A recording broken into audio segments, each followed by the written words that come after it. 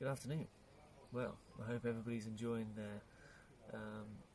their home imprisonment for the last few weeks. I'm sure everybody has had time to sort out their tackle boxes, get all their nice new rigs made up for the fish that we're not probably going to be able to catch till maybe mid-October.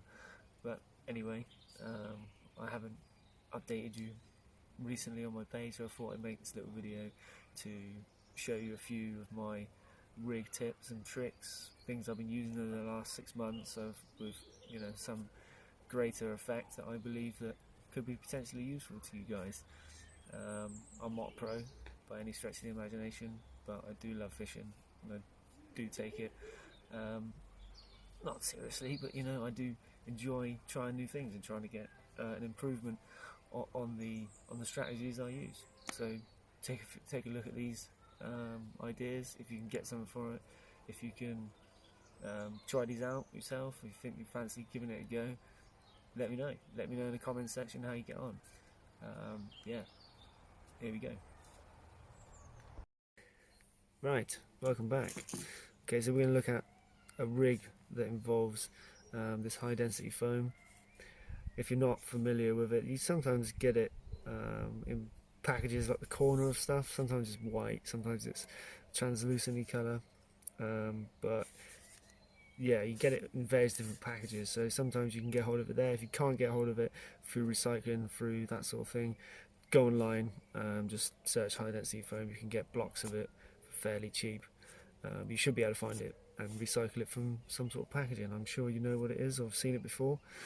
So anyway, so basically take a piece of this and you want to cut it to approximately the size of your average bait.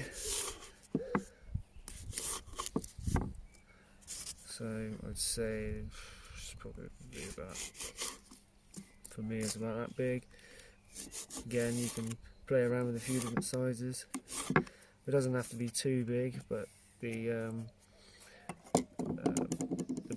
doesn't really matter if it's small either, so the bigger the better, smaller the better, whatever you want to do, it's entirely up to you. But an average size of your bait would probably be a good starting point. So then you want to cut it down the middle, but you don't want to go all the way through, so it's like you just want to cut it so it's like a sandwich. But as I say, with the back of it still attached, like so. Maybe a little bit deeper, so you get,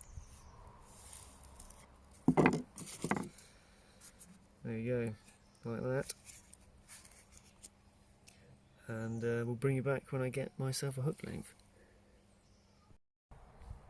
Alright, here we go, so we got a hook length, just a basic one, just to show you as an example. I tend to just hook it, oh, don't do that, it'll be gentle. Hook it through the end, preferably don't rip this time, thank you. Obviously roll the hook over into it, get yourself some of these glass rattles. If you can hear that now, just remember how that sounds. You can hear it, but it's not like super loud. Get yourself, let's go crazy, let's put 2 of these in. Get yourself 2 of these in. Before I wrap it, I'll just let you listen to that sound now. Massive difference, and then underwater that's going to be amplified even more. So obviously once you've got your 2 hooks, we've got 2 rattles in there, get yourself some bait elastic, wrap it up, and this probably going to take a little while because the more the better when it comes to this elastic. Obviously you don't want this to be moving about, and you don't want it to come undone during the session, so you want to just make sure you get plenty of this stuff on. It's going to be here a while, so we'll just speed the video up at this point.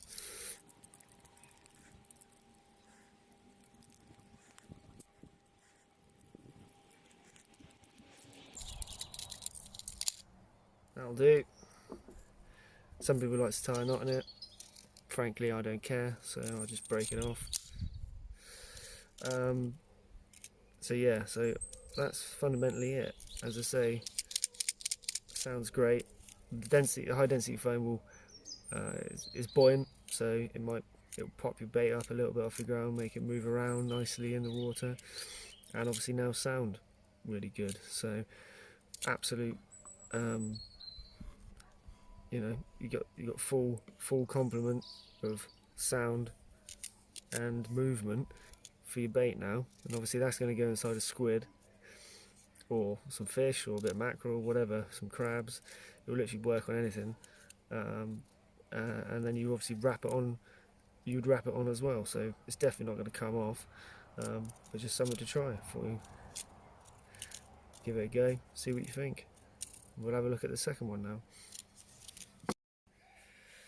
Now for the second version of this rig, very similar. The only difference is instead of the foam, just use some of this flexi tubing, which is also pretty good, and it is a lot easier. And you can obviously for place and other things like that, you can use it as an attractor. It will still work on cod, it works for anything pretty much, but just another version of it. Both styles I've had some successful trips with, but like fishing, you just don't know. But you just got to try these new things and see what happens. But yeah, so you get some of this tubing. Again, cut a piece off, however long you wish it to be. That is up to you, my friends. Now, the differences with this one, obviously the foam, you'd have to wrap them with the elastic. Real simple. Get tubing that fits your rattles. Now, you can't stuff these in like so. Promise you, you'll be there for ages. It's a nightmare. All you have to do, give it a bit of a lick, and it should, he says, maybe add the tube. There we go, look, bang, straight in. So just wet the tube up with a bit of saliva. Once that dries out, it is not coming out, I tell you now. Again, the sound isn't quite as loud as it is in the foam, because the foam obviously amplifies it. But if you're going to make a rig with tubing anyway, why not stuff a rattle in it? I know this is pretty basic stuff, but you'd be surprised how many people don't think of stuff like this. So if I can help somebody catch that extra fish by sharing a bit of knowledge, then this is, the video has been worth making. So as I say, pretty straightforward, but as I say, don't try and go in dry. Wet it up first, because you'll spend forever trying to stuff it in there. As I say, when that dries, it's not coming out. And you put loads in there if you want, make it solid, or just cut a little bit of tubing off. Just have it, just above the hook length, or above your rig, or as a stopper. The possibilities are endless. So yeah, that's basically a couple of tips for today. Thanks for watching.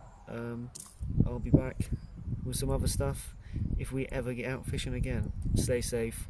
Thanks very much. See you later.